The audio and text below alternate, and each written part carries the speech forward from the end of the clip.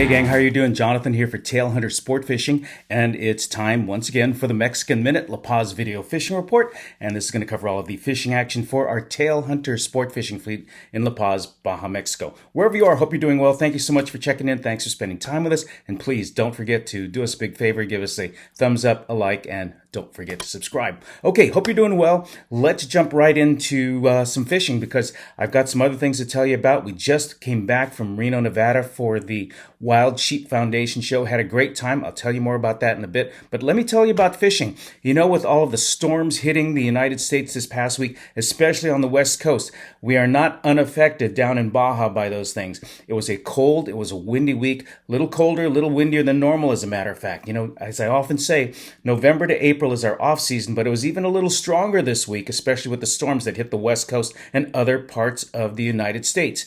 You know, just because there's a border there doesn't mean that the weather stops. Yes, it's a little sunnier. Yes, it's a little warmer than North Dakota or less rainy than Northern California, but it was still very, very windy down south. Temperatures ranging, you know, high 70s at the very best to down to about the mid 50s. Sun was still out, but not necessarily the best time to be on the water.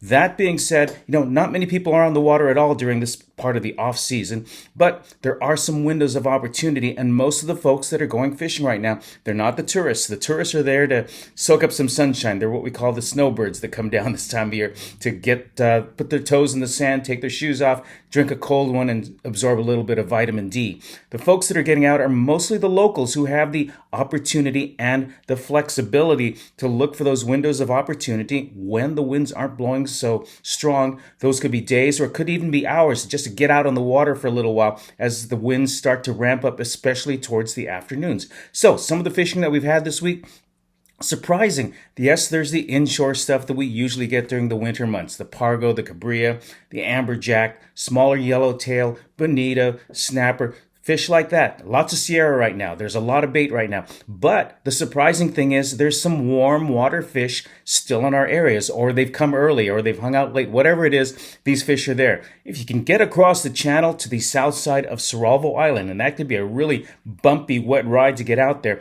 there are some nice quality grade tuna at the south end over at the ridge and those high spots at the south end of Cerralvo Island. Some 50, 60, 100-pound tuna there. Now, there aren't many.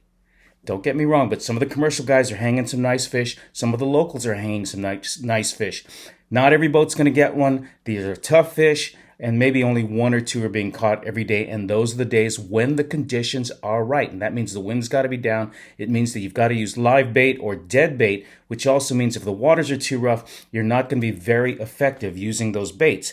The other fish that's very surprising are the warm water Dorado. Yes, that's right. There's still some Dorado around. Now, normally Dorado season ends about, I'd say the end of October, maybe November, as the waters start to cool, as the winds start to ramp up, the Dorado move off because they need the warmer water. Well, there's still some Dorado around. If you look at some of the catches by some of the locals and some of the commercial guys, they're still picking up a few Dorado here and there, which leads me to believe that there's still some patches of warm water around. Whether they're going to stay around or not, that remains to be seen. But in the meantime, there's lots of other inshore fish to be caught when the winds aren't blowing and the waters are so rough that you get knocked off the water. So anyway, that's a quick wrap up on what's going on. I'll tell you, we just came back from cold, chilly, snowy Reno, Nevada, where we had a great time at the Wild Sheep Foundation show. Spent 3 days there, had a great time in the booth, met lots of fun people, got to see a lot of our old Tailhunter Nation amigos who also came in to visit us. A lot of signups too. We're filling up really, really quick for this season. I got to tell you, we've got 7 more shows to do. And a lot of the dates are filling or filled up already. So get in touch with us if you plan to come down, do some fishing with us. It's going to be a great year, 2023. Right now, we came back to Texas to load up again. We're headed out this week, and we're going to be going to what I think is maybe the biggest show of our show season. That's going to be in Salt Lake City at the Salt Palace for the Western Hunt and Conservation Show. I believe it encompasses something like 20 or 30 acres of booths. If you came for all 4 days that it's open, from the 2nd to the 5th of February, you won't be able to see everything. There's so much going on, and these are great booths, great exhibitors, great outfitters that are coming in from places like Indonesia, Russia, South America, folks and companies and outfitters and countries you probably never heard of. You'll see animals that you've never seen, all kinds of opportunities, and we'll be there right smack in the middle of it in our booth. We'll be there for all of the days, and we'd love to see it. That's going to be at the Salt Palace in Salt Lake City for the Western Hunt and Conservation Show. That's from the 2nd to the 5th of February.